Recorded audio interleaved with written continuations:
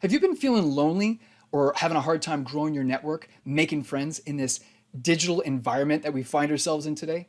Well, my name is Andrew, and welcome to Digital Nomad Journey, where we support digital nomads and remote workers seeking the laptop lifestyle and being location independent. Welcome. Right now, I interview a total pro, an expert in friendship and networks. She drops some huge insights and some gold nuggets for all of us to improve our friendship making abilities and to grow a solid network. Check it out. Right on, Nancy. Thank you so much for being here. Nancy Tilton Hand is an author, trainer, and coach specializing in the fine art of friendship. She helps high achievers build and rebuild strong, meaningful friendships and supportive social professional networks. Nancy is the author of Beyond Rainmaking and The Hands-On Plan. Her latest project is the Friends on Hand podcast, explores the fabric of friendship and what it takes to craft strong, genuine social connections in a world of digital disconnect. I really like that.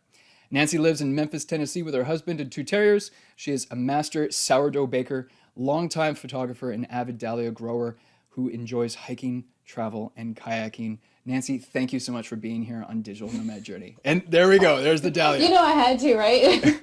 It's a beautiful, beautiful flower. Thank you. You do great work. Thank you so much for being here. Doing it. Thank you for having me. I'm very excited for this conversation, and I love what you're doing. And secret is I kind of want to do it too. So you better. Yeah, I'm going to hold you to that. Yeah. So we're going to dive right into here. We're going to dive right into things. You are a friendship expert. Why don't you take us back to the very beginning of your journey? What were your initial steps? My initial steps were, if you want to go way back, I grew up in a family where I had a litigator father and a scientist mother, and two wildly differing ways of communicating that kept us on our toes. So I learned early on about reading nonverbal cues and just being really aware of what other people were doing around me and that kind of thing. And when I went through school, I ended up going through law school. I'm going to skip over a giant section of time, but my undergraduate is in English and English literature. I have a love for poetry, which I think is one of the higher ways of communicating, because you're really compressing ideas and values into just a short snippet, and then into what I also think is poetry, which is contract law. And it is all about bringing people into an agreement, communicating agreement and values to one another. And contracts are kind of an apex of a lot of relationships. This is where we put it in writing. You know, that's your marriage license, that's your business partnership. So I worked a lot with that and with mediation and alternative dispute resolution. And I kind of began to notice that the people who ended up with a disputed contract really didn't know how to communicate well on the front end. And so from that, I ended up training people in the corporate world on how to understand contracts, how to get rapport with other people so you can have true understanding, and then also how to negotiate those contracts. And along the way, one of the things that kind of stood out to me was that the people who had solid friendships and good networks were a lot better at communicating on the front end and crafting these agreements and I guess contracts that lasted, that led to more of the same. So it wasn't a one and done or a one and disputed. It was, we're going to have this contract, and then next year we're going to renew it. We're going to do this. And so they were building long-term beneficial relationships. And I've taught networking actively since 2001. And one of the things that I think is really important is the friendship aspect of it. It's where we learn. Friendship is where we learn to set boundaries, to communicate, to say I'm sorry, to do so many of the things that you have to do as an adult. And then many adults think, well, I'm too old to make new friends, or I'll stick with the ones I have. So those skills disappear. And about a year and a half, 2 years ago, I had a tap on my shoulder, kind of like a calling, like, you should talk about friendship. I'm like, nobody cares about that. Like, no, you should talk about friendship. And it just bugged me. And I blew it off for almost a year, and then finally I started digging in and doing some research, and I found some shocking statistics around we are losing our friendships. The number of close friendships people report having has dropped by a third since the 1980s. Just the sheer amount of loneliness has skyrocketed, and we see that in the suicide rates and health issues and missed work days, and there's a whole lot that goes along with it. And so that that was the kind of like, all right, I'll do something now. So that's when I started recording the podcast. And since then I have had so much enlightenment from people and from the podcast and the response I've gotten from the podcast, and learning more what lonely looks like. And lonely doesn't look like, some trench coat, somebody in their basement or whatever. It's not like that. It's somebody in a crowd. It could be somebody you think would have a ton of friends because they know a lot of people. But that what I'm finding is sometimes those are the people who are the most lonely because they don't have an inner circle. They have a lot of outer circle, but nobody on the inside. And then opposite is also true. The people with 2 or 3 really great friends and nobody else. So, and then of course, like the third category, which is a new one, which I love, and I'm seeing it a lot. It's where one partner takes on the entire social responsibility. And if something happens to that one partner, the one who was not curating the friend group is adrift. Those aren't their friends. And so it has impressed upon me how incredibly personal this is.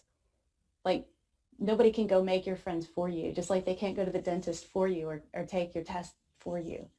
So that is what moved me in this direction, and I'm having a ball. Let me tell you, it is fascinating. Nancy, I'm pumped. I'm pumped to have you here. I really am because I've had people DM me, message me over social media, and it's actually kind of overwhelmed me a little bit to find out that loneliness is more common amongst digital nomads, expats, remote professionals, remote workers than I would have originally anticipated. And I have to ask, because I'm a big believer in success leaves clues. How do you make friends? And I ask that because the world has shifted quite dramatically in the last 4 or 5 months, and perhaps your strategies have changed. Perhaps they've stayed the same. I don't know if the pandemic has affected your methods, but I'm curious how you make friends. It has affected my methods in that it's like everybody, I've had to go online. I meet the world from my habitat just like you do right now. And thankfully I'm in a habitat that's okay. Like, okay, this one's good. Um, it has changed a little bit for me because, and maybe for you too, because now we're able to see certain pieces of people's lives virtually, right?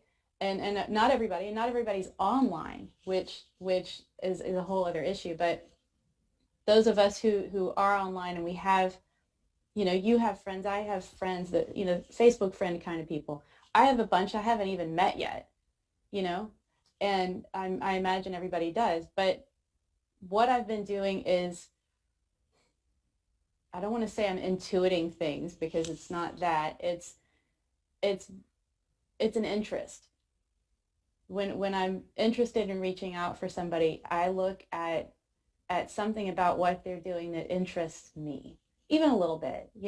If I have a new friend who's a magician, and that was interesting. I was like, well, I don't have a magician friend. Let's see if this guy is cool. And we hopped on the phone, and it was like, it's you, hey, and ended up having so much in common, like weird stuff in common. I was like, okay, this one's a keeper, and it's not like, and I would say in the last 6 months, I have about maybe a dozen to 15 new little, like they're past the little bud stage, like the leaves are out of the ground and some roots have grown for that little friendship. And I've met a lot of people. But these, to pick up a dozen people who are potential, like long term, I don't know if they're going to be in the inner circle, and that's okay. Every circle matters, and we can talk about that too. But somebody that when this lifts, I can go, estate sailing with, or go kayaking on the Wolf River, like real things. People we're looking forward to actually taking some action when we can to be in person. So for me, it starts with genuine interest. What, and it's not it's with no angle really. Like, hey, that looks cool. Like, exactly how do you make that eggplant parmesan? Like, I'm curious, and I mean it. So it comes from a place of just genuine curiosity about other people. Fantastic. And it sounds like that, so that genuine curiosity and that there, it sounds like there was a commonality aspect there too, knowing that you can resonate and Right. associate with people that you share something in common, but maybe at first glance, you perhaps wouldn't have guessed that you would have Yeah. shared so much in common with a magician. That sounds Right. fascinating. Magician and I, at first glance, there's nothing, like, I'm not a magician. Well, except for the record button, which usually when I press it makes noise happen outside. I can't explain it. It But is a fantastic ability you have that not everybody has. So let's I just know. cross our fingers that we don't have too many disruptions during this interview. So Eerily quiet. for the digital nomad or the remote worker or the expat that's watching right now, but perhaps doesn't have time to watch the entire video, Hmm. what's one tip? And I'm sure I'm probably giving you a hard Hmm. question here. What's Oh, one tip for the remote professional, the expat, the digital nomad to improve in their networking or make those meaningful relationships and make friends? just one. What Okay, you have to okay. narrow it down to one tip. That one tip would be, if you're going out in the wide world today, before you go out in the big wide world, write down, if you can, 3 times you have made a friend or met a connection that lasted, that was like magic. One of those, it's you, hey, moments where you just click, and everybody's had those. And if you could write just a little paragraph, like, oh, that time I met Sandra and we were both looking at, socks at the department store, whatever happened, write down. Even school friends, that first impression, those first moments, and that moment you knew, if you could condense that into a paragraph, just two, three, four, and if you don't have any examples of that, the last time you just nailed something, got it right, and proud of yourself. And before you go out into the wide world or jump onto the Zoom meeting or pick up the phone or whatever, read those out loud real quick and just let it shift your attitude just a little bit into that memory of the time it worked, the times it worked, and how that felt, and then make your move into the wide world and see how that changes things. There's my one. I got so many I like it, and I don't know why you just made me think of this, but have you ever seen that Will Ferrell movie Step Brothers, where they're like Yes. adult children and they're like at each other's throats the whole movie, and then all of a sudden they realized they shared common ground on like something, and the one says, "Do you want to be best friends?" And the other one's okay, and then they just like all of a sudden they're fast friends. I don't know why you just made me think of that, but you Right. did. Um, Right. I'm going to put you on the spot here Hmm. because I have a really strong sense that oftentimes we learn the most when we make mistakes. I'm a big Hmm. believer in screwing up and going through that suck phase.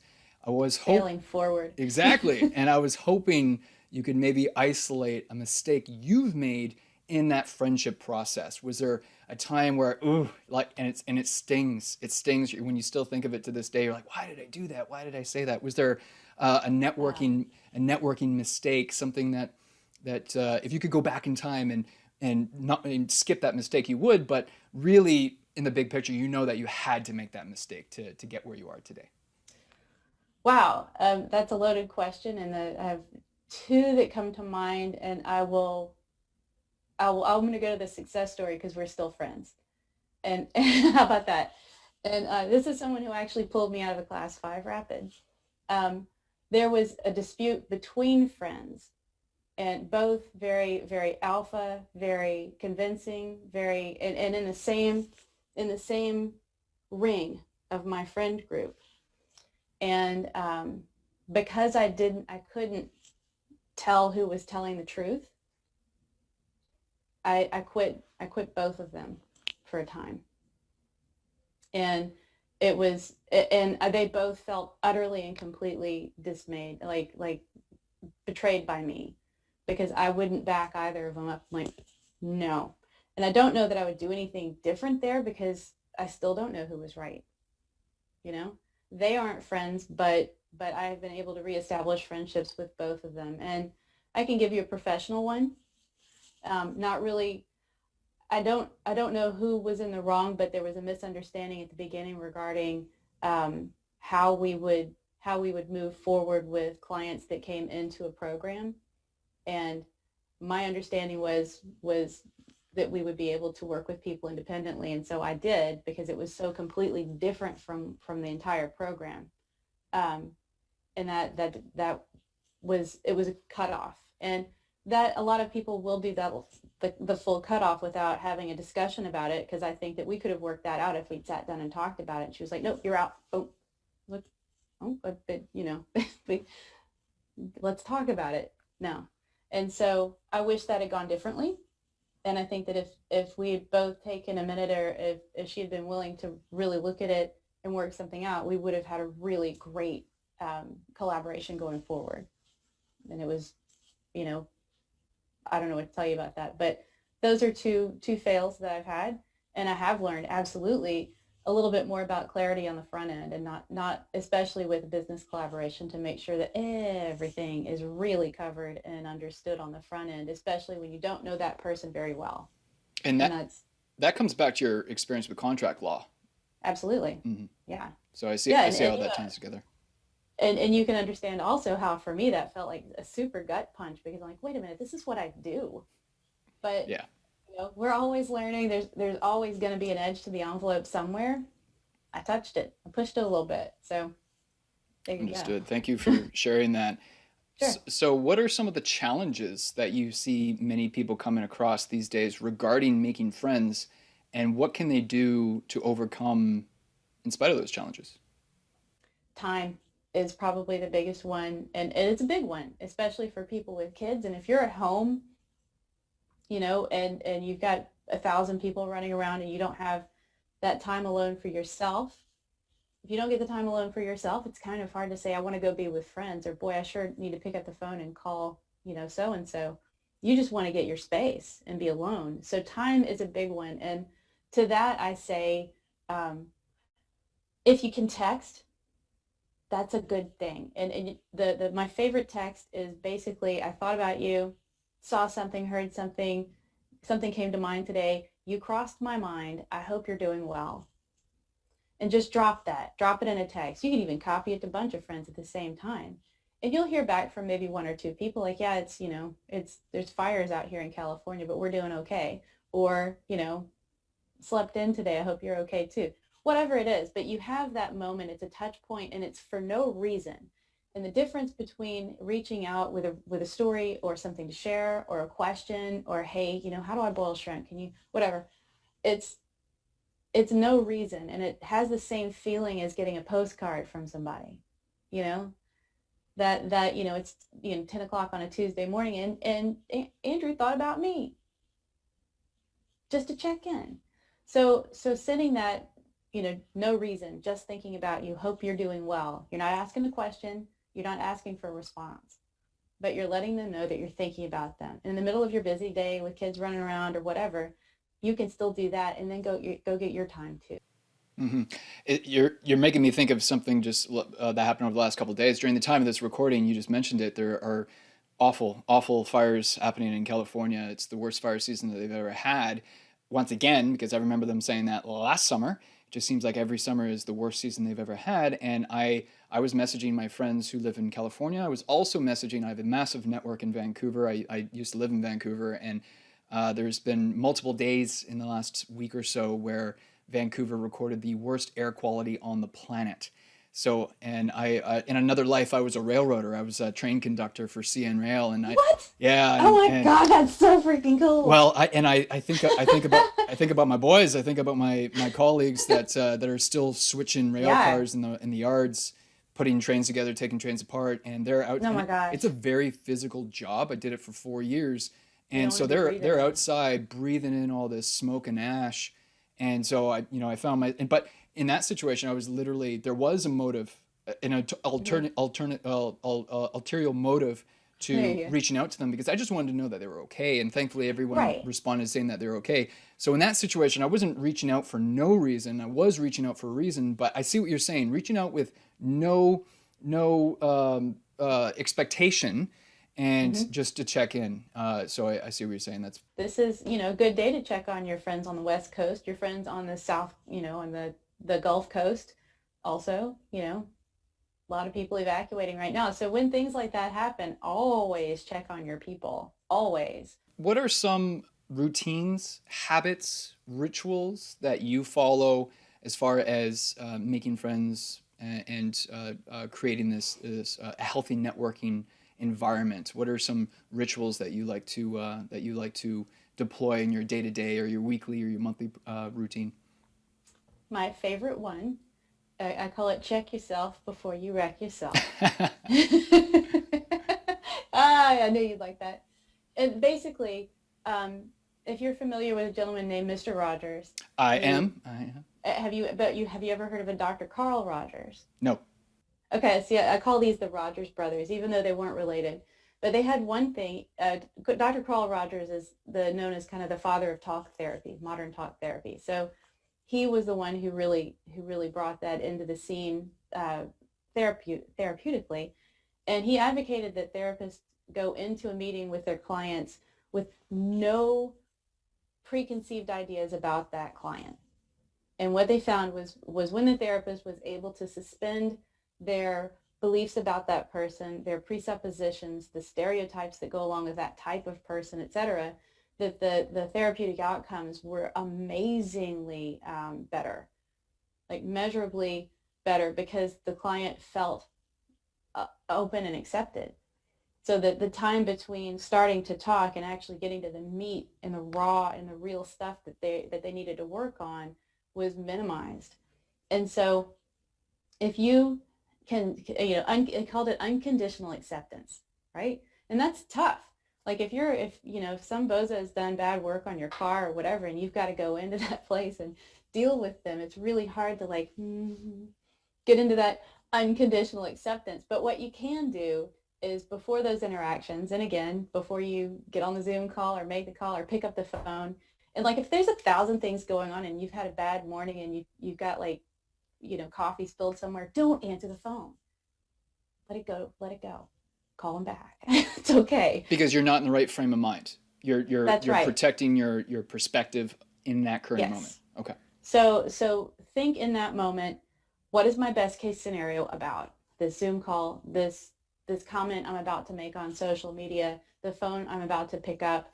What is my best case scenario? And if you have the time, take a beat and think, what do I like or respect or appreciate about this person? And you may have to reach like, well, they showed up to work on time. That's one thing, or they're probably a good grandpa, whatever. But if you can come up with something, it's going to shift, and you don't need a huge like sweeping shift to change your attitude. Those subtle shifts make a huge difference. They make all the difference. And I could load you down with some science here, but I'm gonna not, unless Sa- you want me to. Save that Which I for will. another time. Well, I don't know. Right. I don't know how much time we have, but maybe you can give us a tidbit. Maybe you can give us a little preview. Okay, so a scientist, Dr. Bob Rosenthal, back in the day, and just go with it. I'll give you the citation if you want it. He took a batch of rats from the rat store, wherever scientists get the rats, and he divided them into two batches in his lab. One was the smart batch, and one was the dumb batch. And he just put on the cages, these are the smart ones, these are the dumb ones. And he brought in unsuspecting researchers to run these rats through agility tests and mazes and feed them and see which ones got fatter and blah, blah, blah. And what ended up happening was the dumb rats underperformed by a third, roughly a third. And they're like, okay, well, that's huge. That's much more than they expected. So when they looked at the differences between the rats, the handling of the rats, they found that the dumb rats were handled more roughly. They weren't held as long, and they were put down in the cage kind of without thought. The smart rats were put down delicately in the cage. They were held a few seconds longer. Some got talked to, that's nice. But the takeaway from that is our expectations, even slight, we're talking seconds here. We're talking a slightly more gentle put down in a cage, made that much of a performance difference with these rats. And it tells me that unconditional acceptance, as close as you can get to it, and we're not all going to be Mr. Rogers or Dr. Rogers, but to back off our own expectations of other people, because they're going to respond to our expectations. you're responding to the expectations of the people around you. The people around you are responding to your expectations of them. And if you expect somebody to be a cranky whatever, they're going to act more that way. And everybody's had that experience where you're around somebody and you're smarter. You just feel funnier. They're probably, do you have somebody in your life that when you get around them, you're like on it? You're funny. Yep. You're like, Yeah, I know what you're the saying. Yeah. jokes come quick and fast, and you're like, the puns start to fly. And there may be somebody in your life where you're, clumsy or whatever. Or sometimes people just act exactly the way you expect them to, right? And that's my takeaway from that is if you can just temper back your own expectations about other people and say, you know what, I'm an alien, I've beamed down, and I'm going to just meet this person where they are today, not the last time I met them, not when we were in high school, where they are, who they are this day, right now, how they are. Wow, that's powerful. And you said something there that made me think of, I can't remember the name of the project, and I should quickly pause and tell you watching this video right now that any resources, any links we discuss, I'll be sure to include the link in the description below so that you have easy access to anything we discuss. And I'm reminded of a project. They made a movie about this where they took a bunch of students and they divided them in half. They made half. Yes, They made that was based on it. They made half. Yeah, they made half guards and half criminals. And these students were friends, and the inmates were shocked that their former friend all of a sudden turned into a jerk and was treating them horribly, even though just moments ago they were buddy chummy and being friends. But now one's wearing a guard uniform, one's wearing an inmate uniform, and those expectations were then ingrained in their behavior. Science is fascinating. It's absolutely fascinating. So thanks for highlighting some of this because I want to dig a little deeper in this after we chat. So thank you. It's super fun, and I don't know if we're going to get a chance, but if you're living in a foreign country and maybe don't know the language so well, and you know, it can be sometimes hard to crack into, especially in a smaller town. Some places are friendlier than others, but the more you can walk out into the world with no expectations and no presuppositions about them or about you, people like us don't, to say, you know what, I can do what I want.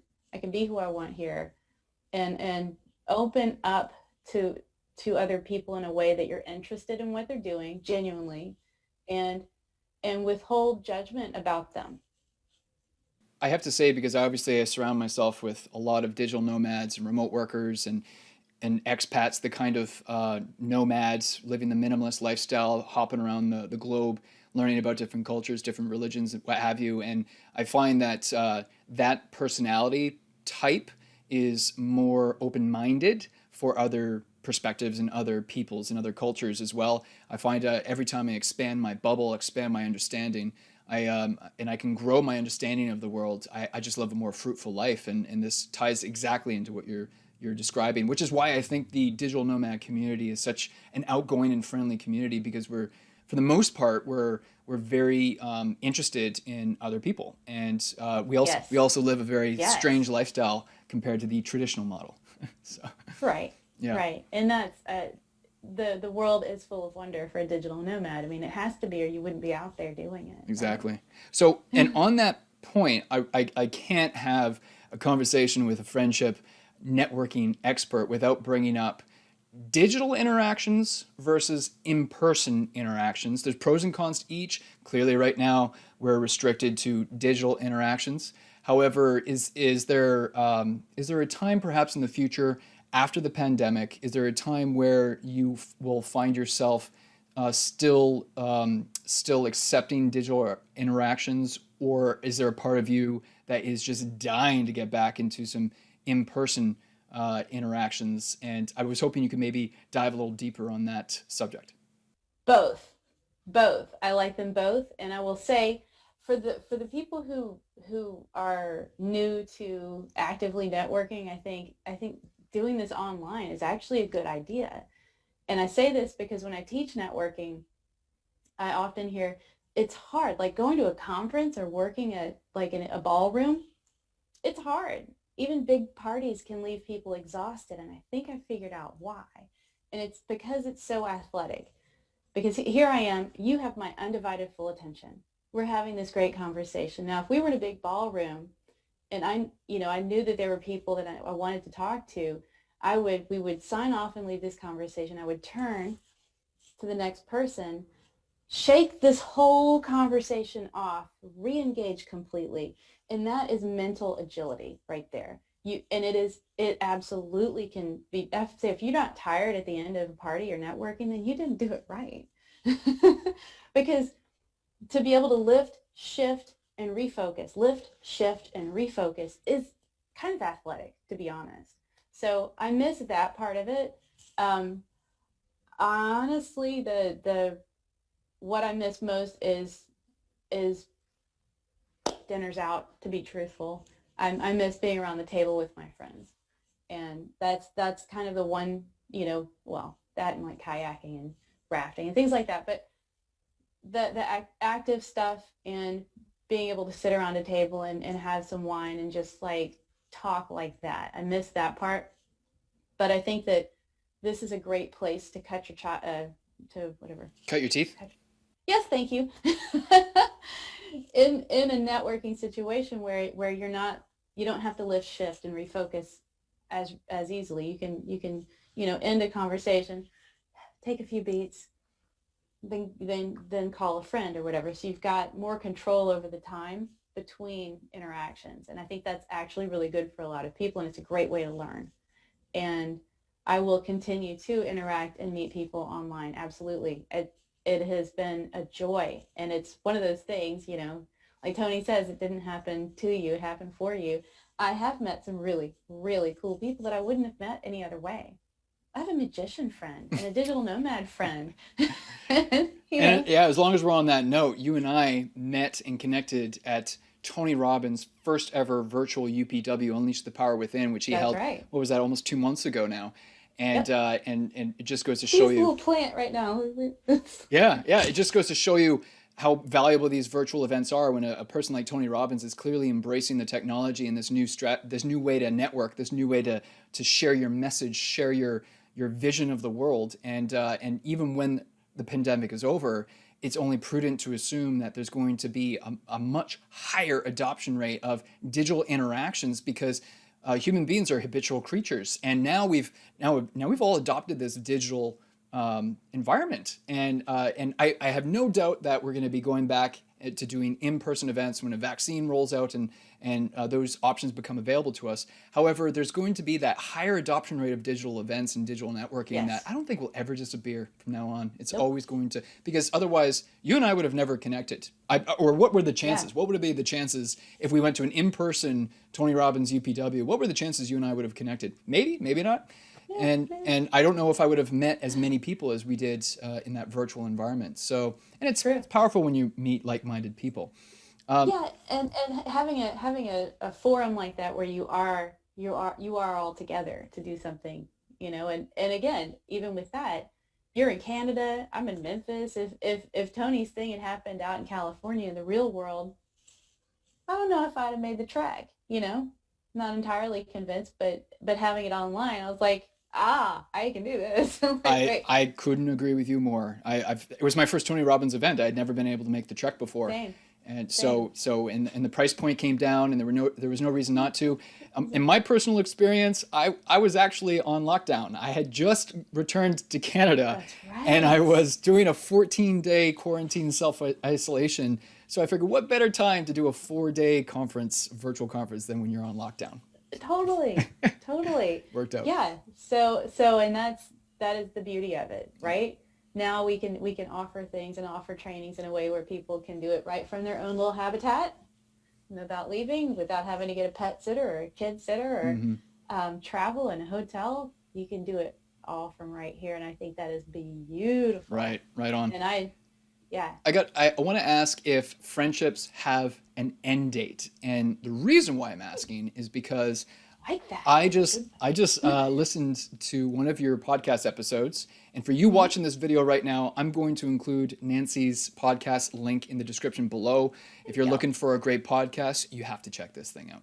And the Thanks. particular episode that I chose to listen to recently was titled Life Change, Friend Change. You had a wonderful conversation Mm. with a woman who was fighting for her life. She was fighting cancer, and she Mm-hmm. shared an emotional experience with you as far as she noticed some massive shifts in what she would have deemed valuable friendships. And then Mm-hmm. she had to live through this diagnosis and this battle, this fight for her life. And she witnessed firsthand massive shifts in these friendships that in some cases were strong friendships, people that she had known her entire life. And Mm-hmm. I have to ask you this because I come across people who are shifting into the digital nomadic lifestyle, the remote professional lifestyle, the expat lifestyle.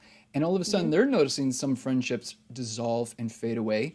And then they discover new friends because of that now a new shared commonality. Yeah. So I was hoping you could maybe touch on that. Here's the deal.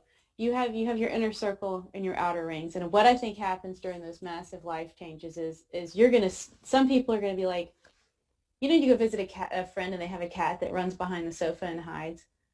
They can't deal. They can't deal with the heaviness of what's happening. Aren't equipped for it. Maybe they're triggered in their own way. I'll give you another one of mine because I did it. I did this to a friend. A very good friend of mine had cancer, and my mother had just died of cancer, and I was in the depths of despair, like basically balled up crying in that month right after when you just fall apart. And that's when she was dying, and I couldn't go to the hospital. Like I thought it would break me. And if there was one thing I could go back and change friend wise, I would have summoned up and kicked my own ass to go to that hospital and see her then. I'm going to cry, but I'm not going to cry. That's one thing I would change. And it was because I thought it would just break me if I did it. And we talked and she understood. I mean, we did communicate back and forth, but I should have gone to see her and I wish I had. But that's what happens when these things change like that. Divorce, sometimes people are treated like they have the plague. And sometimes friends are here for a season.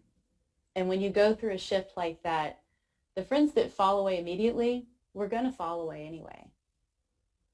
You know, if you continue with your self improvement, if your new business, your PhD, there are some people who aren't going to be able to compute and they're not going to be able to place you anymore, and you won't make sense in their world anymore, and they can't make you make sense, and you're not going to be like you were before, and they disconnect, and that's okay. Honestly, you want to have the right people in the front row for where you are now. And I say that with my stage dive metaphor. You've ever seen somebody at a concert dive off the stage and they get caught, and how cool is that, and they don't get dropped on the floor? That's because it's because they trust the people in the front row to catch them. And if somebody's not prepared to catch you, not doesn't understand where you are in the world, doesn't know what's going on, you don't want them there, you know? And so making sure that when you do go through these changes, when you know, shift your lifestyle to digital nomad, that you're able to actually populate the front row so that when you do have to dive off that stage for whatever reason, whether it's cancer or mom dying or, um, hiking the Appalachian Trail, you have the support you need to do what you need to do, because we need other people to succeed. We're never doing that. We never do that alone. It's always a group activity.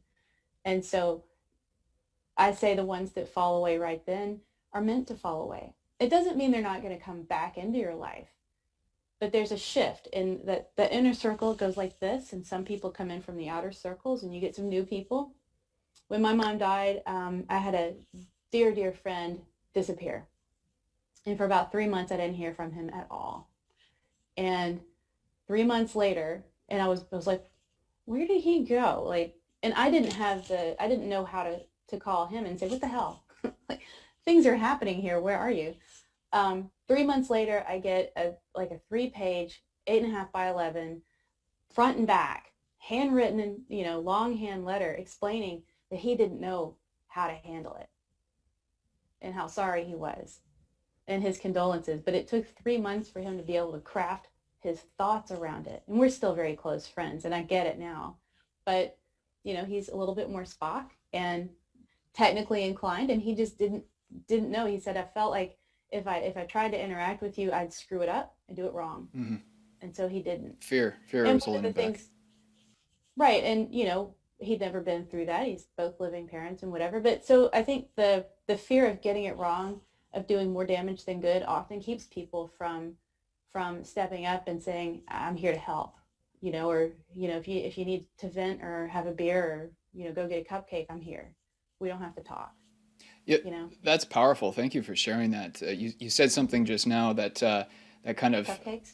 sorry. Sorry, I said cupcakes. Cup Cupcakes, squirrel. But you did say something. I think the exact reference you used was "you don't make sense anymore," and that kind of clicks. Mhm. That clicks with me Yes. because I meet people all the time, and people will ask. I went to the dentist. You made a comment about going to the dentist. I was actually at the dentist yesterday, and they asked me where I live, where I'm from, and I'm like, well, nowhere, everywhere. And she kind of looked at me and started laughing. I'm like, I'm a digital nomad, and it's still a relatively new term. Not everyone knows what a digital nomad is. So I Mhm. get those weird looks all the time, and I know people are looking at me and thinking, "You don't make sense to me." So, Yeah. Or that kind of made me chuckle when you use that phrase.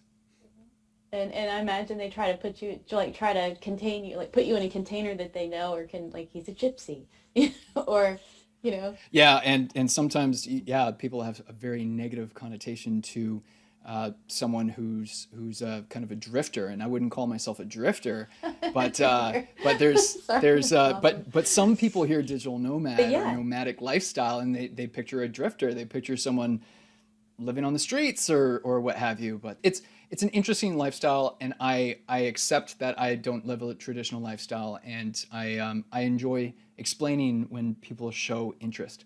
So if you are enjoying this video, make sure you subscribe to this channel for more content like this. Smash that like button, hit the bell icon so you'll be notified when I publish another video. You'll get notified right away. I am obsessed with providing the very best content for digital nomads and remote professionals and location independent enthusiasts. And I'm lucky enough that I get to speak to experts like Nancy on this channel. So you want to come back for more content, because I will definitely be sharing a lot more valuable content with you.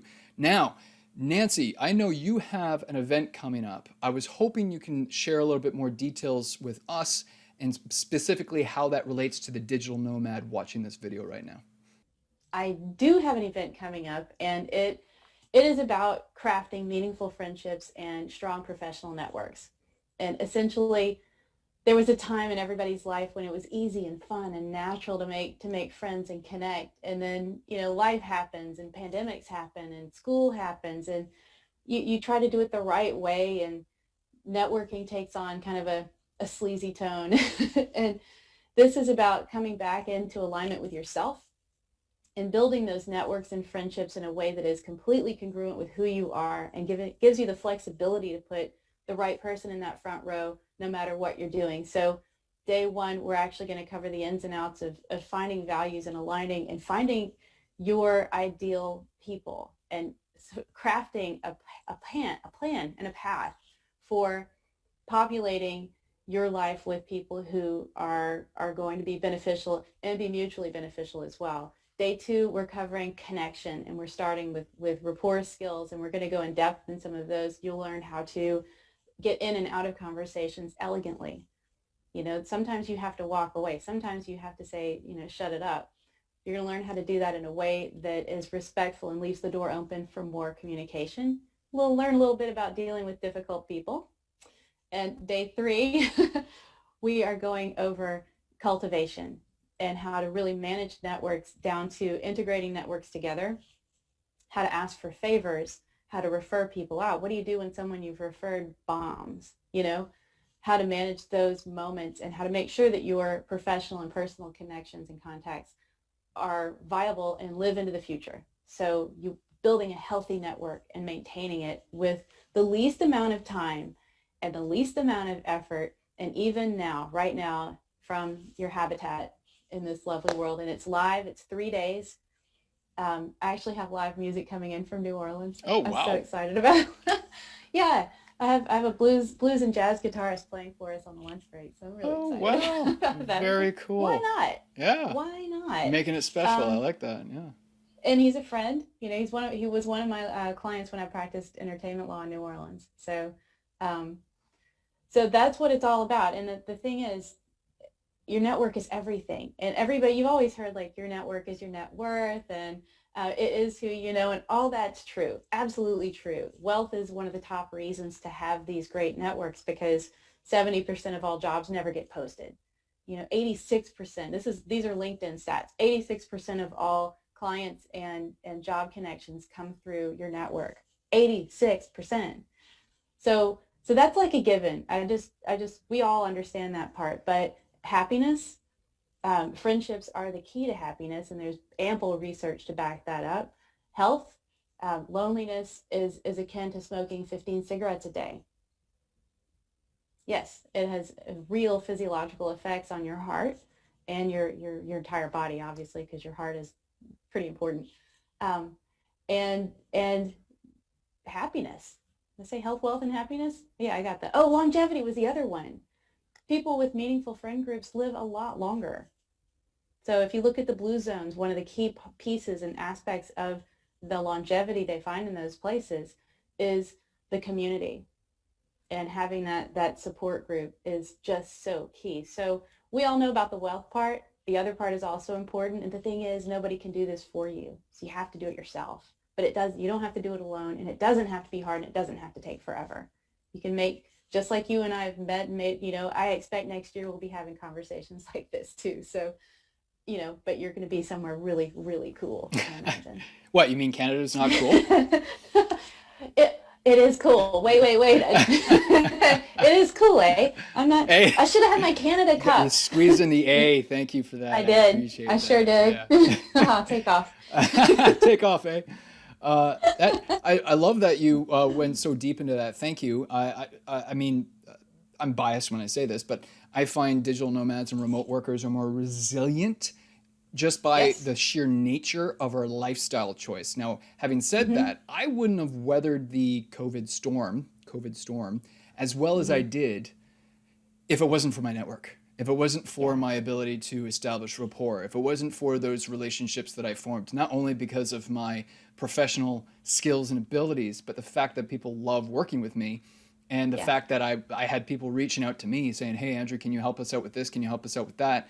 And that's what really got me through a really, really tricky time where a lot of digital nomads, a lot of location dependent people, everyone was arguably affected negatively in one aspect or another, direct or indirectly, by COVID. And my network came through huge without me even really having to reach out to anyone. People were reaching out to me because they identified where I bring value to the marketplace. So thank you for sharing all of that. That sounds incredible. Yeah. I want to know why now. I want to know why the digital nomad, the remote worker, should take urgent action to sign up for this event right away. I'm going to throw this out here, and I think that after this storm has passed, whatever that ends up looking like, people are going to be rusty. You're going to be rusty. I'm not, but this is what I do for a living. But most people are going to come out of this a little bit rusty because they will not have been making those daily forays to the coffee shop. You're missing out on that moment with the barista who's making your coffee, or the person you buy your baguette from in Gay Paris. So those little bits of conversation and snippets of interaction that keep us sharp are things that we're missing right now. And it doesn't seem or sound like it's going to matter, but by next year, if we go 24 months or 18 months or even a full 12 months without having those interactions and only communicating this way, we're going to lose a little bit of our abilities and edge, and some more than others. So going back out into the wide world as an extroverted digital nomad like yourself, it's not even so much you as knowing how to really meet the people you meet where they are. There's going to be an element of fear. There's going to be some defensiveness. There's going to be, what's the word I'm looking for? Worry, basically, about those, connections. Suspicion. That's it. That's the word I'm looking for. So the people you meet are, I think, categorically going to have a little bit of a, a little bit more of a raised eyebrow at the new person in the world, in their world. So knowing how to connect from a heart space in a real genuine way, and in a way that makes other people feel incredibly safe and welcome and accepted, is super duper key, because the people out there in the world now are building shells like we've never seen before. And because of the face masks, you don't lose it, use it, you lose it. I know everybody who speaks a second language says that. My French is rusty, and I've been fluent twice, like up to that level of fluent twice. Don't ask me to speak French right now. But same with facial expressions and rapport skills. It all gets a little dulled down when we're not using them daily. So what I'm offering here is an option and a path to mastery that you can actually, instead of letting it languish and dull over time, to come out of this on the other side with more mastery, with more ability, with more of an impact in the way you work with other people and bring them into a space of acceptance and comfort when they're near you, and still be able to establish rapport despite the shells, despite the suspicion, despite the worry, despite the masks and all of that. So I think it's really, really key that we come out of this on the other side with better skills. And that's what this is all about. And you may have already touched on this, but what's worst case scenario here? What happens if they don't, someone, you watching this video right now, what happens if the person watching this video does not put the effort in and actually take this event or pays closer attention to those interactions to grow their network and develop those friendships? What's the worst case scenario here? Well, it's like, you know what? I'm busy. I'm busy. I got friends. I got family. Like, what do you say to that person who's already saying, not for me? We have no idea what's coming down the pike. Period. Full stop. We're in a world right now where pretty much collectively we've dragged the entire garage out onto the driveway, and now we're looking through it going, do we need this? Do we need that? Do we need the driveway? Do we need the garage? Do we even need this house? So we don't know what's coming. You don't know what's coming. And if you let it go and you let your networks kind of languish or just drift along and do what they will, and don't contact them or anything like that. And if you find yourself in 2 months, 3 months, a year from now, suddenly on the brink of something extraordinary, or suddenly really needing some help, that is the least optimal time to pick up the phone and ask for it, because you've gone this long not cultivating. And by that point, it comes from a space of despair. And we've all done that. Everybody's done that. And everybody's had it done. That call out of the blue for help or for money or whatever. You're like, we haven't talked in like a year. Like, who are you? What? Who did this? New phone. I know exactly what you're saying. The best analogy I've heard people use is like a bank account. You got to make those deposits before you can take withdrawal. Yes. And I'm a big believer in that. So thanks for highlighting that. If you don't make the investment in developing these skill sets and reaching out to people from a heartfelt space, like you were just saying, yes, then when the time comes that you go to make that withdrawal, you're not going to have anything there to withdraw. Yeah. And on that metaphor, which I love, we plan for our financial future, so we'll be wealthy in our old age, and we go to the gym and run and dentist and stuff like that, so we'll be healthy in our old age. But wealth doesn't bring happiness, and health doesn't bring happiness. And you may end up on the top of the mountain, healthy as can be, with all the money in the whole wide world, and not a friend to your name. And how fun is that? Friendship has been connected to health, wealth, happiness, and longevity. So in my opinion, we're just cutting to the chase and going for the real root here, which is developing those networks and those friendships so that you can enjoy the fruits of everything else. Mm-hmm. Connection is one of the 6 human needs that Tony Robbins talks about a lot. Yeah. Thank you so much for sharing that with us. I'm going to include the link in the description below with all the details that anyone needs to find to sign up for your event. And I'm curious, do you have any podcasts or books or audiobooks or anything that you use to turn to for inspiration or knowledge? I'm kind of a kind of a geek myself. I'm kind of a eternal student. I like to think of myself as. I'm always listening to an audiobook or reading a book or turning to some kind of YouTube video or resource to learn and to get better at mastering different skills and enjoying life. I'm curious if you have any go-tos that you can share with us. I am I'm thinking about what's on the bedstand right now. Right now, I'm looking at Seth Godin's This Is Marketing.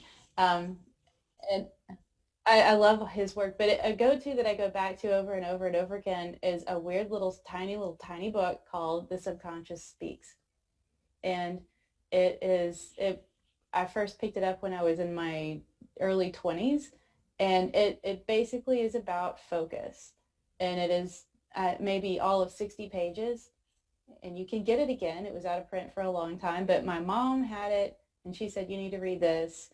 And I'll give you, her instructions were read the last chapter first, because that actually ties it together in her opinion. So um, it's a short little book, and it's just about how the power of focus and using your imagination to uh, in NLP we call it future pacing, but basically to try on different futures, to really jump into your imagination and go forth in your mind. And in this time of complete sort of uncertainty, why not jump in and start using your imagination? And if I take this road, or if I move the tack just a little bit this way, then what will happen? What if this? And just let your mind go forth and experience and play with potential futures to see if they fit. And that was a nice game changer for me. And I love that book. It's been on my nightstand forever. It is not dog-eared. I don't dog-ear books, but I've scribbled in it. There's stickers in it. They're like, I do everything but dog-ear. Thank you. I've just added that to my book list. My book list always gets longer. It never gets shorter. So, Of could course. you share with us what your definition of success was at the beginning and compare that to your definition of success today? How has your definition of success altered or changed or evolved over the years? Beginning of what? The beginning of your career, the beginning of your Uh, journey. You said you started teaching networking in oh, I 2001. can I can Um, tell you when I was going to my 10-year law school reunion, I was driving down to New Orleans, and I was in my nice new car, and I was just like, I wasn't practicing law anymore. And no, this was the 15 year, sorry, 15 year. Anyway, we bailed on our 10 year because we sucked. But and I was like, I'm not partnering a firm, because all my friends, they're doing great things, in the legal world, and they like superstars. And I'm like, you know, had my own training business, coaching business. I had a book to my name already, and I felt like a failure. I was like, what am I going to say? How am I going to interact with my people now? And about 5 hours into that drive, it occurred to me. I was like, hang on now. I married the man of my dreams. I'm in great shape. It's like, and I was like, okay, wait a minute. I have great relationships. I live in a house that I love. And I started stacking that. And I was like, this is my definition. My definition is, in the moment, am I happy where I am with whom I'm with? And um, am I making progress? It's not about perfection. Progress, not perfection. But am I in a place where I am exhilarated, enthusiastic, enjoying myself, and feel like I have a purpose in life? That's success. And I don't need to be partner in a law firm. And that was never going to be my path anyway. So that was when that switched for me. And as long as I stay in that mindset, which is where I've been ever since, is like I am succeeding for me in the things that I'm doing, and even as small as another plug for the Dahlia. Um, you know, I have fended off the pest, little successes, big successes, and what I do. And I know we're butted up against time right now, but one of the things I've been doing for a while now is I keep a success journal, and you always hear people talk about this, but I do it daily. I've got 2 flowers here that have not been decimated by the Memphis bugs. That's a solid win. I've gotten to spend this time with you. Solid win. I got a friend of mine sent me an article that she'd ripped from a magazine the other day. I love that. That's like, what's better than that? So I keep track of all these wins. And at the end of the year, before I even think about what I'm going to be doing plan-wise and like really sketching out next year, I review all of the wins that I have recorded for the year before. And then it becomes, how can I top last year? Progress. I like that. And Mm-hmm. I've never told you this, but I may have a small obsession with a TV show called Suits right now. So Uh-huh. my cumulative knowledge around contract law and being a partner in a firm is all because of that show.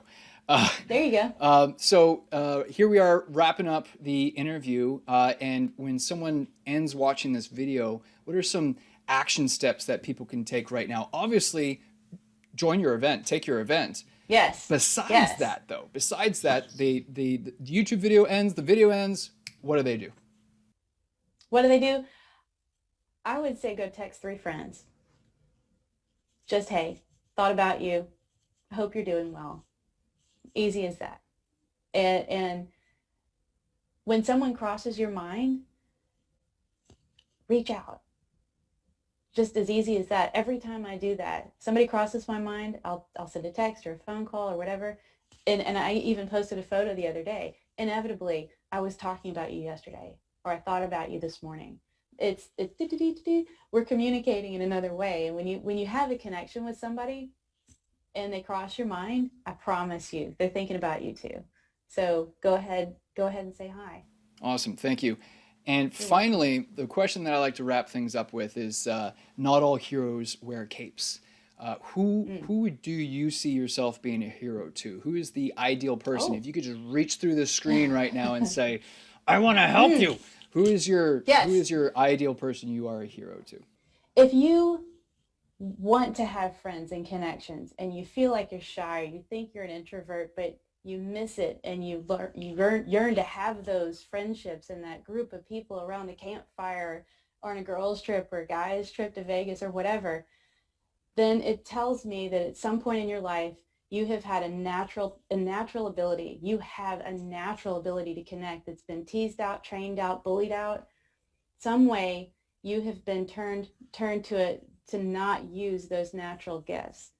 And if this resonates with you, if I'm lighting up that into that part of you going, yes, I'm here, I want to connect, just don't know how, just shy, self-consciousness, then this is for you. Come to me, because I had to overcome an enormous amount of self-consciousness from growing up with my dad. I know what it's like to turn purple when somebody calls on you in school, and I'm talking law school, right?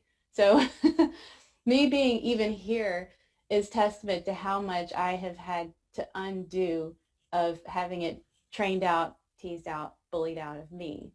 So you can come back around to your natural abilities. Everybody has a natural charisma. It's like your fingerprint, and we will find it and amplify it and show it to the world. Thank you. And we'll wrap things up here with how can people reach you? How can people connect with you on social media, or where is your preference? Where are you the most active? I am active on LinkedIn, Facebook. You can find me at nancytiltonhand.com, and on, let's see, on LinkedIn and Facebook, I'm Nancy Tilton Hand. I'm Coach Nancy Hand on Instagram, and you can find the podcast at friendsonhand.com, and the event da, da, da, is at fohdive.com. So I'm so excited to be teaching this information this way because it is just powerful. So Perfect. Thank you so much, Nancy. Thanks for joining us on Digital Nomad thank you Journey. for having me. How cool. Really enjoyed this conversation. So, if you made it all the way to the end of this interview, please subscribe to this channel for more content like this. Smash that like button, hit that bell icon. I promise you, you will find many more experts like Nancy here in the future. And if you want more content like this, then you might want to check out these YouTube videos right here, since YouTube seems to think that you'll enjoy those as well. Own the day, make it yours. Take care.